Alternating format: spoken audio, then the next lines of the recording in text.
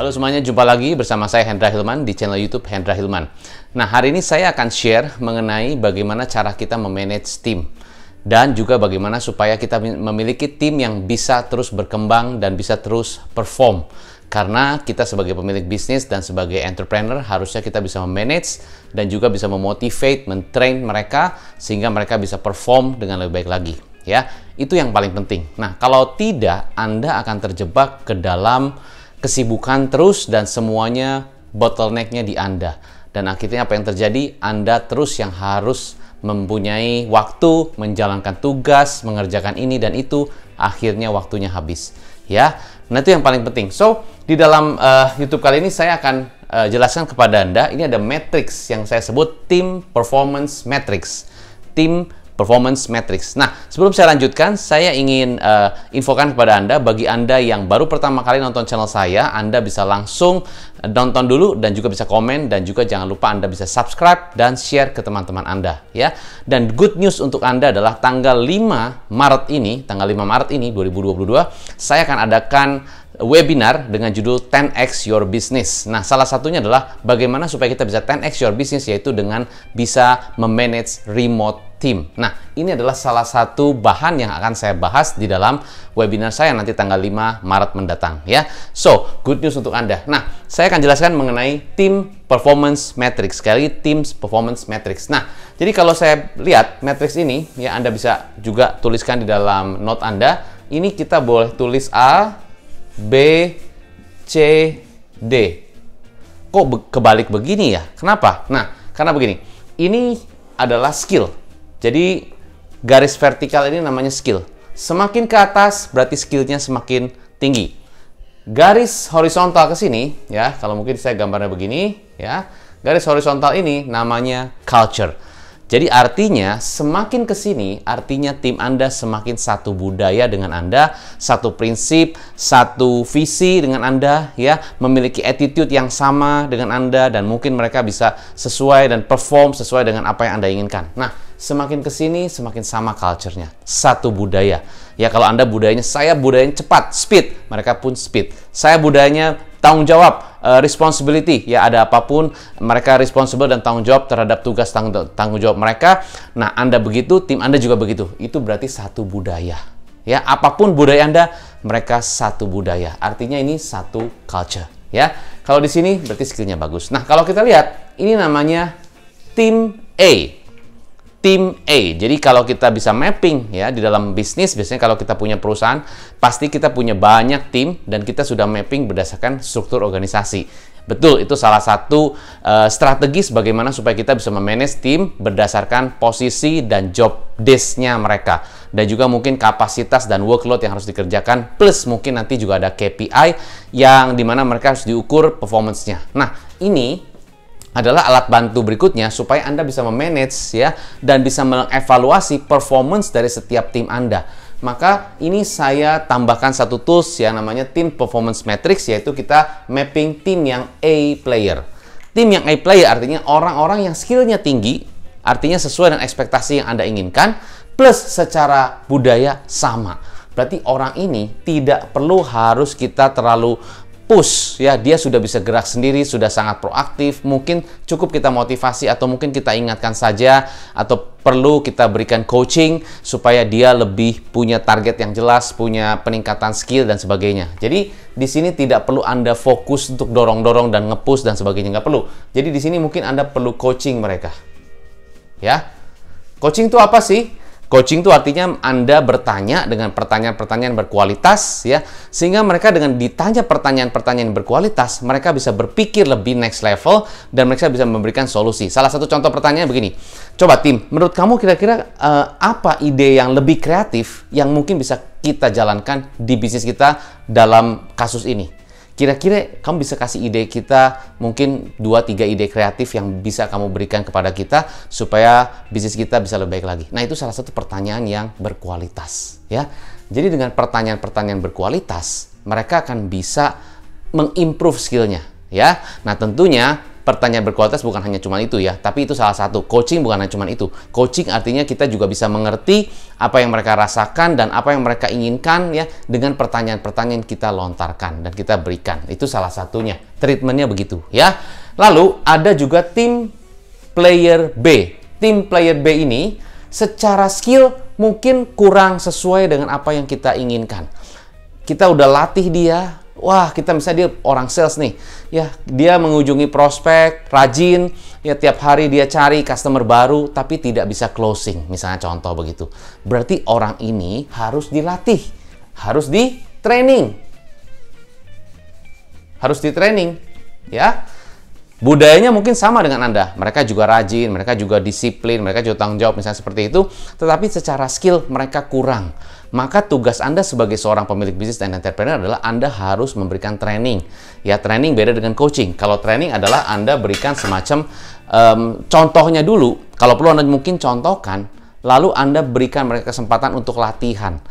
Salah satu misalnya kalau di tim sales berarti role play dengan Anda sebagai sales, mereka sebagai customer, dan mungkin gantian dan sebagainya. Nah, itu adalah salah satu bentuk training yang harus Anda berikan kepada mereka. Training bisa jadi soft skill, bisa jadi juga hard skill. Nah, ini biasanya banyak bisnis ya yang investasikan waktu mereka ya bahkan budget khusus untuk bisa mentrain tim yang B player. Kenapa?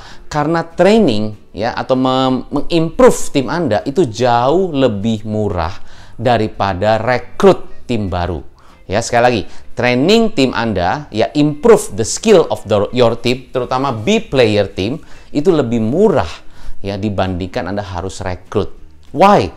Karena rekrut takes time, takes effort, harus pilih, harus sortir, dan sebagainya. Memang kemungkinan besar Anda bisa mendapatkan orang yang tepat. Saya punya toolsnya, bagaimana sistem rekrutmennya. Dengan cara group interview, kita bisa melihat orang-orang yang lebih proaktif, lebih next level, lebih satu budaya, dan sebagainya. Akhirnya kita sortir menjadi orang atau menjadi kandidat yang bisa kita pilih untuk masuk ke tahap one-on-one dan sebagainya. Itu ada toolsnya. Ya, ada caranya. Itu saya bisa berikan kepada Anda. Tapi basically itu adalah salah satu tools ya, rekrutmen. Nah, tapi ini adalah saya memberikan Anda satu strategi supaya Anda bisa mentrain tim Anda ya, karena training lebih murah daripada harus recruiting ya. Itu B player. Nah, apa yang disebut dengan C player? C player artinya secara skill bagus. Mereka sesuai dengan apa yang Anda ekspektasikan secara skill. Mungkin mereka pinter, mungkin mereka juga sesuai lah ya dengan apa Anda berikan target, ekspektasi, mereka juga bisa jalankan dengan baik. Secara skill oke.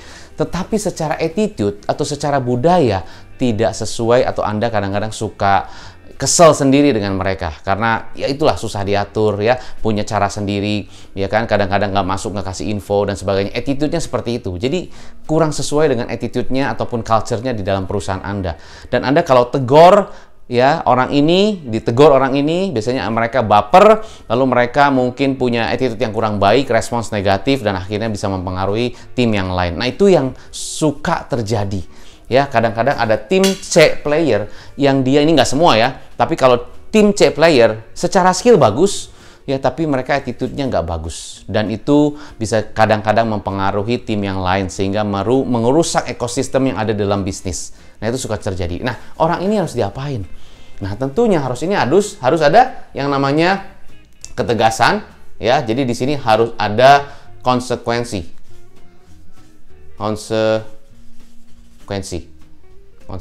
ya. Maksudnya gimana konsekuensi? Jadi maksudnya begini, bukan punishment tapi konsekuensi. Karena punishment itu kita menghukum seseorang. Kamu terlambat, saya hukum, kamu harus bayar denda. Saya hukum, berarti saya punish. Nggak boleh kita mempanis. Kita berikan konsekuensi. Kalau Anda terlambat, apapun alasannya, tetap konsekuensinya adalah Anda akan ada denda sekian per hari. Nah, itu ada konsekuensi. Kalau mereka attitude-nya seperti itu, gitu ya, walaupun mereka secara performance bagus, tapi kalau attitude seperti itu, tetap ada konsekuensi. Misalnya ada SP dan sebagainya. Itu namanya konsekuensi. Jadi kita mendidik mereka supaya mereka bisa sesuai dengan budaya perusahaan. Ya, bayangkan kalau Anda punya orang yang skillnya bagus, tapi secara budaya tidak sama, Anda capek juga kan? Kadang-kadang mungkin di bisnis keluarga ada yang seperti itu. Karena dia saudara, ya karena dia mungkin relatif Anda gitu ya, ya mungkin saudara juga. Jadi Anda nggak enak negurnya. Ya mungkin dia ya secara skill bagus, ya tetapi ya itu masuknya terlambat karena ya saudara atau karena sudah kenal dekat dengan Anda atau dan sebagainya. Nah itu jadi kurang profesional. Nah kalau Anda tegur pun nggak enak karena mungkin ya namanya saudara dan sebagainya. Jadi balik lagi, kalau Anda memiliki tim seperti itu, Anda biarkan, kira-kira apa yang terjadi dalam kapal bisnis Anda. Sementara tim A yang perform itu tidak kelihatan, dan Anda mungkin bisa jadi kalau Anda tidak perhatikan mereka, tidak coaching dan tidak kasih reward, ini bisa kasih reward ya, karena ini A player. Orang yang A Anda biarkan nggak diapa-apain, orang yang C kadang-kadang mungkin kita ya udahlah gitu kan. Kira-kira orang A akan stay nggak di bisnis Anda? Bisa jadi dia akan keluar karena ya kok gini sih sistemnya. Saya pikir tuh begini. Biasa jadi Anda bisnisnya kehilangan tim player A, ya bahkan tim player B pun juga mungkin ada di situ dan Anda tidak lakukan training. Jadi bayangkan begini ya. Kalau tim player A tidak Anda treat dengan baik, tidak berikan reward, tidak kasih coaching dan sebagainya, padahal ini A player loh. Bisa jadi dia pindah ke perusahaan lain karena dia merasa sistemnya seperti ini.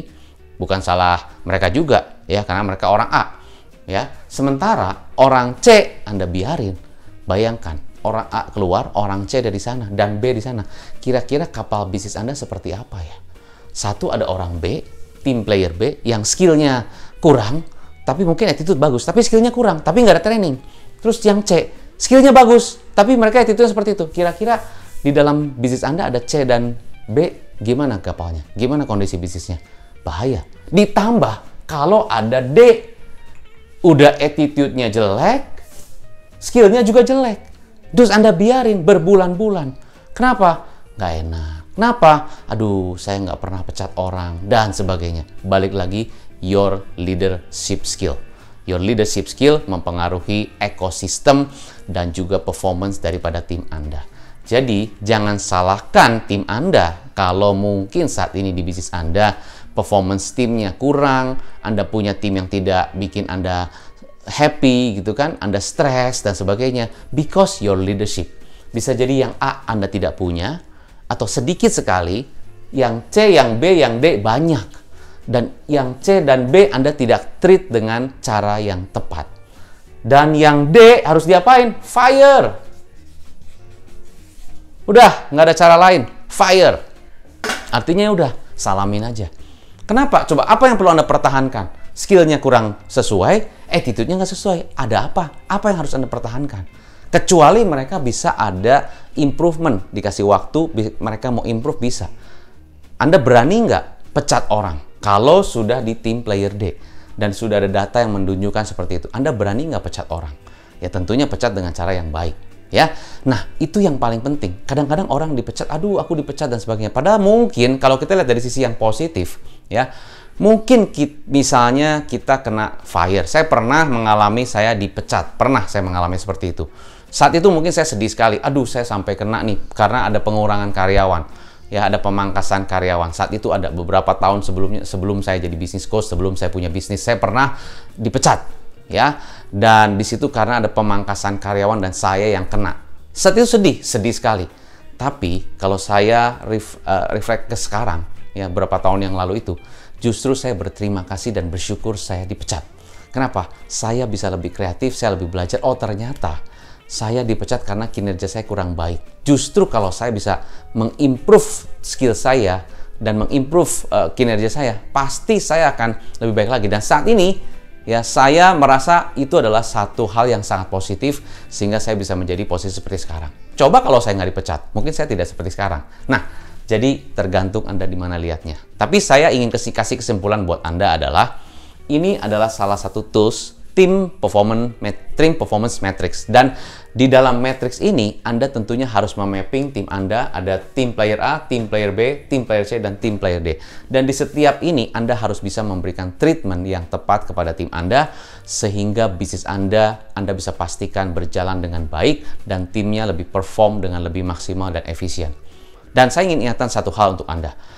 Looking for new people is very important. Mencari tim yang lebih baik itu sangat-sangat esensial. Jadi you always look for people, you always recruit. Jadi rekrutmen itu tidak dilakukan hanya pada saat Anda butuh. Sekali lagi, rekrutmen tidak hanya dilakukan pada saat Anda butuh, tapi Anda lakukan rekrutmen secara rutin. Bisa 2 bulan sekali, 3 bulan sekali, tapi Anda lakukan rutin. You always look for new people, better people. Always look for new people and better people. Karena banyak di luar sana yang mungkin kalau Anda buka kesempatan, orang-orang yang bagus bisa masuk ke dalam bisnis Anda, lebih cepat perkembangan bisnis Anda. Memang rekrutmen itu memang lebih mahal daripada Anda mengimprove dan mentrain tim yang ada. Tetapi kalau seandainya kata training juga nggak ada, rekrutmen juga nggak ada, apa yang terjadi di bisnis Anda? Apakah Anda yakin dengan kondisi tersebut Anda bisa 10x the business? So, this is very important. Ya, so semoga apa yang bisa saya bagikan buat Anda bisa bermanfaat dan bisa membuat Anda semakin membuka wawasan Anda untuk lebih memiliki waktu dan mengalokasikan waktu untuk memanage tim Anda, mentreatment mereka sehingga Anda bisa punya tim yang bisa berjalan bersama-sama Anda dan mempercepat hasil dalam bisnis Hendra. So, saya Hendra Hilman, sukses selalu, take care, dan salam pengusaha.